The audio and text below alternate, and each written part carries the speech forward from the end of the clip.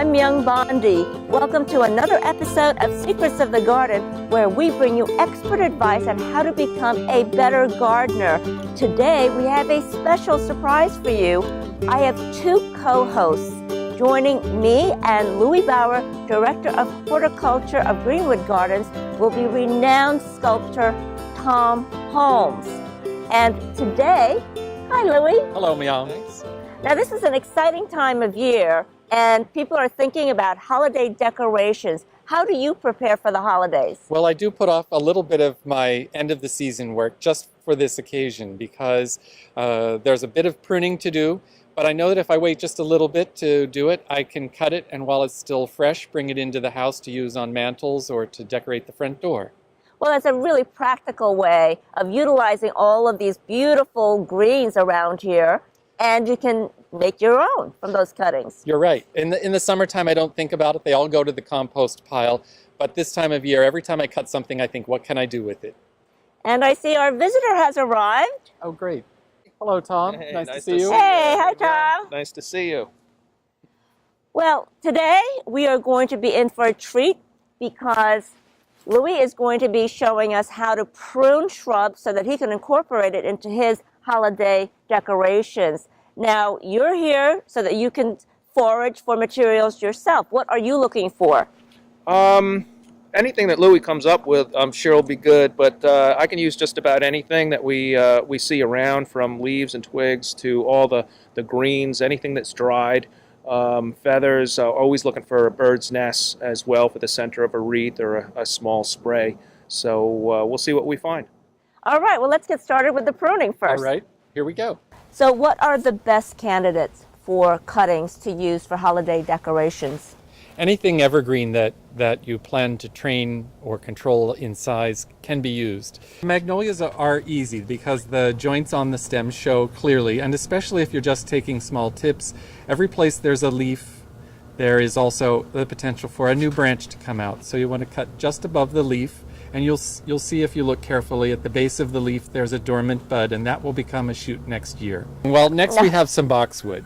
Boxwood are really easy. We have a lot of it here at Greenwood, so we've had a lot of practice at cutting it, and we have cut it in all different sorts of ways. Sometimes we cut out very big branches in some of the old plants, and no matter where you cut it, it makes new sprouts. So that's all you have to think about. Wherever you cut, that's where the new sprouts come. And they make great house decorating branches. So I love these berries on this, and this is a beautiful, probably one of the most commonly used. Hey, Tom, do you use juniper also in your decorations? Sure. I love juniper. Just about any of the greens I'm always looking for. Sometimes you've got to get a little creative. Sometimes neighbors will be trimming hedges, and there'll be some nice greens, arborvitae or juniper. Sometimes landscapers would be a good resource for that. You might find them in bundles on the side of the road. So you always got to just keep your eye out, this time of year. These are arborvitae that were planted about 60 years ago. They've gotten very big, and the height doesn't matter too much to me, but some of them are starting to grow out over the pathway, so each fall I come out and cut some of the tips off, and they're another evergreen that's really great in the house because they hold their foliage together even after they've been on the mantle for a few weeks. Oh, and they have beautiful little seeds or cones. Cones. These are cones. These are little cones, and they are a really great feature of the arborvitae. The leaves smell nice and fragrant evergreen, typical Christmas tree kind of smell or balsam smell. And the cones are beautiful, and they make me think of some of the other dried things that are around the garden this time of year. A few other things, not quite as traditional as what we've been talking about, but anything with interesting shape or color interests me. I love these kind of squiggly sticks that we have here. I guess this is a dogwood, maybe? It might be. It's got some great shape to it. I think those are magnolia. Oh, magnolia, okay. And then some of the grasses are really nice as well. I guess this is sequoia in here with these beautiful copper tones. And then I'm always looking for the, I guess this is probably some oak that's dried up, nice shapes.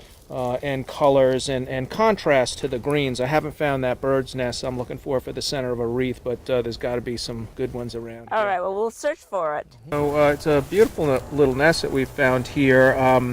It might be a warbler or something small, hummingbird, not sure what kind exactly. And but it's okay to scavenge these. Almost no bird will come back and reuse a nest, especially after the winter. Everything needs to be rebuilt, and they want to build fresh. For a small wreath, it could make a nice center. So I'm going to kind of gingerly pull this out and try not to pull it apart at all. You can see there's a lot of unnatural materials in there too. Some of these nylon strands that come from tarps and other types of materials, but it looks like there's a lot of roots in there, and there's definitely some hair from the goats around here, and a little bit of bedding that's left, and one small berry that's fallen in, but it's in pristine shape. It's just absolutely perfect, and ready to be displayed. Something this small I would just set up on a little burnt wood pedestal and maybe put a couple of pebbles in it just to weight it down. Whoa, here's your scavenge right here.